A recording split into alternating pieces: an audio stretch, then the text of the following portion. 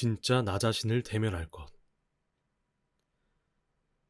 누군가를 싫어한다는 건 꽤 피곤한 일이기에 학창 시절 내 고민은 싫어하는 친구가 계속 생기는 것이었다. 한 번은 고등학교 때 한 친구와 싸웠는데 그 친구와 나는 같은 동아리 활동을 하고 있었다. 그런데 내신 성적에 들어가는 동아리장을 하고 싶어 했던 친구는 선생님에게 가서 동아리장을 하고 싶다고 말한 뒤 내겐 선생님이 먼저 시켰다고 거짓말을 했다. 나는 그런 친구가 이기적이라고 느꼈다. 그런 몇몇 가지 일이 쌓인 후 나는 그 친구와 멀어졌고 그 뒤로 그 친구를 보면 노골적으로 싫은 내색을 했다. 나이를 먹고 그때의 나를 떠올리며 왜 굳이 싫은 티를 냈을까 하는 생각이 들었다. 나와 맞지 않는 사람이면 그냥 멀어지면 그만인데 말이다. 하지만 내가 철이 없었구나 하는 생각을 하면서도 그 친구는 좀 싫어할 만한 면이 있었고 누군가를 싫어하는 건 인간적인 범위 안에 들어가는 실수라 생각했다. 그러던 어느 날 문득 과거를 곱씹다가 나의 잘못은 언제나 인간적인 실수 안에 있다고 생각하면서 왜 그 친구의 잘못은 인간적인 실수에서 벗어난 것이라고 생각했을까 하는 생각이 이르렀다. 사실 이기적인 마음이야 누구나 있고 당시에 내가 철이 없던 거라면 그 친구 역시 그저 철이 없던 건데 말이다. 그동안 나는 내가 좋아하는 면들만 나라고 생각했다. 이기적인 친구를 욕하며 나는 이기적인 면이 없는 완전한 사람처럼 굴었고 내가 좋아하지 않는 나의 다른 면들이 드러났을 땐 못 본 척, 모른 척 지나갔다. 내가 좋아하지 않는 면들은 내가 아닌 척 위장했던 거다. 나는 나 자신에 대해 얼마나 오만했는가. 분석 심리학의 창시자 칼 구스타브 융은 개인이 숨기고 싶어하는 성격의 총합을 그림자라 이야기하며 누구나 그림자가 있다고 주장했다. 그의 말에 따르면 그림자는 완전히 제거될 수 없으며 건강한 내면을 갖기 위해서는 그림자와 화해하는 것이 최선의 방법이라고 했다. 우리는 한 사건에 대하여 한 가지 감정만 갖는 게 아니며 누구나 인정하기 싫은 찌질함과 이기적인 마음, 흑역사가 있다. 그런데 내면의 그림자가 보기 싫다고 인정하지 않으면 자기 개념은 뒤죽박죽이 되어 진짜 자신을 인식할 수 없게 되고 통제할 수 없게 된다. 우리가 보다 건강한 내면을 키우기 위해서는 자신의 부족한 모습까지 자각하고 수용하는 것이 필요하다. 그러니 자신의 싫은 면들도 인정하자. 있는 그대로의 자신을 만날 때 감춰둔 욕망의 허용치를 둘 수 있고 그 허용치만큼 자신에 대해서도 그리고 타인에 대해서도 관대해질 수 있다. 외면과 변명을 멈추고 내가 좋아하는 나와 내가 싫어하는 내가 통합된 진짜 자기 자신을 대면하는 순간 우리는 비로소 오만한 인간이 아닌 인간적인 인간으로 살아갈 수 있다.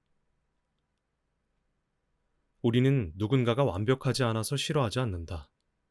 완벽한 척하는 그 오만함에 질리는 거다. 자신이 빛날 수 있는 자리에서 살아갈 것. 중학생 때 친구와 관공서로 봉사활동을 갔다.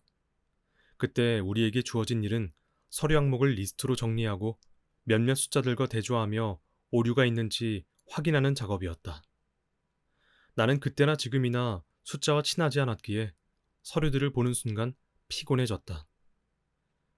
지루함을 견디며 군뱅이 속도로 일을 하고 있었는데 함께 갔던 친구는 그 사이 문서 정리를 깔끔히 끝내고는 재밌다고 말했다. 그런 친구가 신기해서 물으니 오류를 찾으며 하나하나 정리해가는 것에 성취감을 느꼈다고 했다. 그 뒤 친구는 세무학과에 진학했고 지금은 세무서에서 일하고 있다. 어디서든 일 잘하고 꼼꼼한 직원으로 평가받을 게 분명하리라. 한 개인이 자신의 삶을 존중하며 살아가기 위해선 자신의 재능에 대한 이해와 이를 실현할 수 있는 직업 선택이 중요하다. 그렇지 못했을 때 견뎌야 하는 건 일의 고단함뿐 아니라 무가치하게 느껴지는 자기 자신이기 때문이다. 그런데 많은 이들은 재능을 찾으라 하면 예술적이거나 특수한 직업만을 떠올리기도 하고 엄청난 재능만이 가치 있다고 여기는 듯하다. 그 생각에 갇히면 자신의 재능과 장점에 충분히 주의를 기울이지 못하게 된다. 재능의 크기는 점점 늘려갈 수 있는 것이고 그 크기에 따라 다른 역할을 할 수도 있다. 예를 들면 글을 쓰는 모든 사람이 신춘문예에 도전할 필요는 없다. 재능의 크기보다 중요한 건 자신이 어떤 재능을 가지고 있는지 구체적으로 아는 것이다. 그렇다면 재능이란 무엇일까? 내가 생각하는 재능이란 어떤 일을 남들보다 쉽게 할 수 있는 일이다. 그건 몇 가지 재능에 국한된 것이 아니다.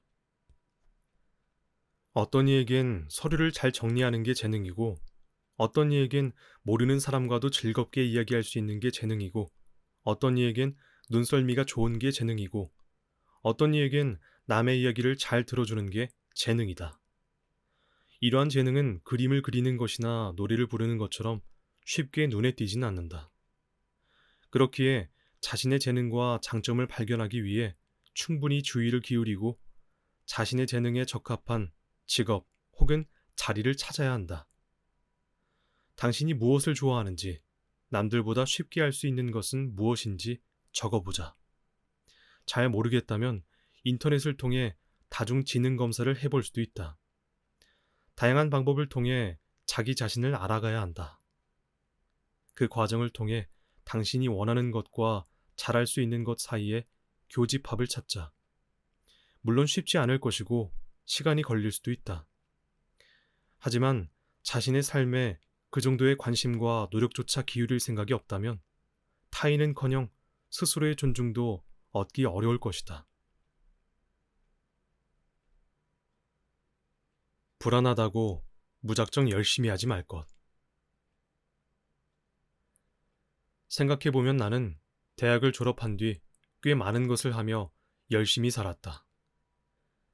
공모전에서 수상도 했고, 돈을 내고 이상한 단체의 리더십 프로그램에도 참여했고, 서포터즈가 되는 일들도 찾아다녔다. 지나고 보니 지금 내 일엔 전혀 도움이 안 되는 것들을 참 열심히 했다. 물론 세상에 쓸모없는 경험이 어디 있으랴.